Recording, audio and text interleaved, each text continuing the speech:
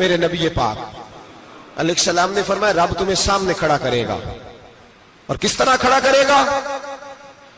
فرمایا لوگوں کے وجود سے کپڑے اتر جائیں گے, زمین اس طرح دہکے گی جس طرح تانبا زمین پہ رکھا جائے اور آگ جلائی جائے.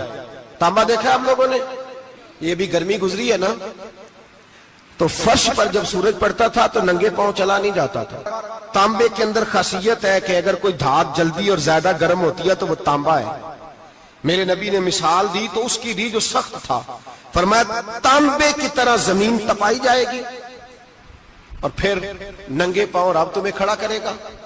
آج سورج کی پشت تمہاری جانب ہے, قیامت میں منہ تمہاری جانب ہوگا. نیزہ آپ نے دیکھا ہوگا, نیزہ ہوتا تھا. فرمایا یہ جو تم نیزے دیکھتے ہو صرف 1.25 نیزے کے برابر سورج قریب آ جائے گا اور پھر اللہ تمہیں سامنے کھڑا کر کے تم سے سوال جواب کرے گا.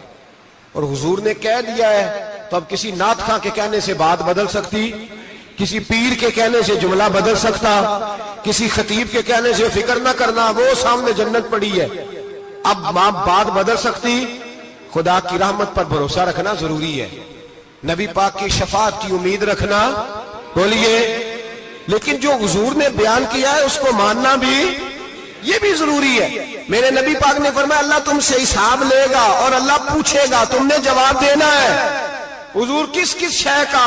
فرمایا جو پہنتے ہو اس کا جواب نہیں دینا, جو کھاتے ہو اس کا جواب نہیں دینا, جو اللہ کے رستے میں دیتے ہو اس کا جواب, باقی ہر شے کا جواب دینا ہے. ادھر جو پلاٹ ہے اس کا بھی جواب دینا ہے, وہ جو بچوں کو پیسے بتائے ان کا بھی جواب دینا ہے, جو چھپائے ہیں ان کا بھی. ثم لتسألن یومئذ عن النعیم, جو کمیٹی اپنے محلے میں ڈالی ہے اس کا بھی جواب دینا ہے, جو سسرال کے علاقے میں ابا جی سے چوری ڈالی ہوئی ہے اس کا جواب بھی, سب کا جواب دینا ہے, تمام حساب کتاب. اور اللہ فرماتے ہیں میں سامنے کھڑا کر کے ہر سوال کا تجھ سے جواب, تجھے ہر سوال کا جواب. صاحب اچھا یہ جو بڑے لوگ تھے وہ حساب سے ڈرتے تھے, ہم چھوٹے لوگ ہیں ہم حساب سے ہم نہیں ڈرتے, ہم کہتے ہیں دیکھی جائے گی. بڑے لوگ جو تھے وہ حساب سے, حضرت ابو بکر صدیق دعا کرایا کرتے تھے, دعا کرو اللہ مجھ سے حساب نہ پوچھے. حضرت عمر فاروق رضی اللہ تعالیٰ عنہ اپنے بیٹے سے کہتے تھے بیٹا اپنے باپ کے لیے رحمت کی دعا کرنا, میں درگزر والا ہوں, میں حساب والا کوئی نہیں. بڑے لوگ ڈرتے تھے, بڑے لوگ. حضرت عثمان غنی قبر پہ کھڑے ہوتے تھے تو داڑھی آنسوؤں سے بھیگ جاتی.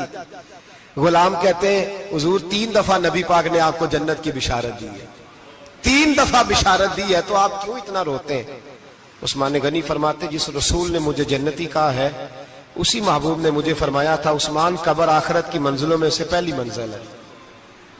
اور آپ فرماتے میرے تو کمرے میں دیا گل ہو جائے تو مجھے ڈر لگتا ہے, اس میں تو مکمل اندھیرا ہے. آپ فرماتے کھڑکیاں بند ہو تو دم گھٹنے لگتا ہے, اس کو تو دروازہ ہی کوئی نہیں, روشن دان تک نہیں. بھائی جو بڑے تھے وہ ڈر رہے تھے. مولا علی شیر خدا نماز کا وضو کر کے کانپتے تھے, کانپتے. علی آپ مرحب کے سامنے نہیں کانپے, خیبر کا دروازہ اکھاڑتے نہیں کانپے, بدر احد خندق حنین اور خیبر میں نہیں کانپے, تو یہاں آپ فرمانے لگے مالک کے سامنے جاتے ہوئے ڈر آتا ہے. بڑے لوگ کانپتے تھے, بڑے لوگ. آج ایک فکر لے کر کے جانا, ایک سوچ, جہاں روز رات کو بیٹے کی ٹینشن, بیٹی کی ٹینشن, بھائی کی ٹینشن, پوتے کی ٹینشن ہوتی ہے نا, ایک ٹینشن اور اپنے آج ایک ٹینشن بڑھا لو, قبر کی ٹینشن پیدا کر لو, قیامت کی تھوڑی سی فکر کر لو, تھوڑی سی, ایک لمحے کے لیے صحیح تھوڑا خیال پیدا کرے.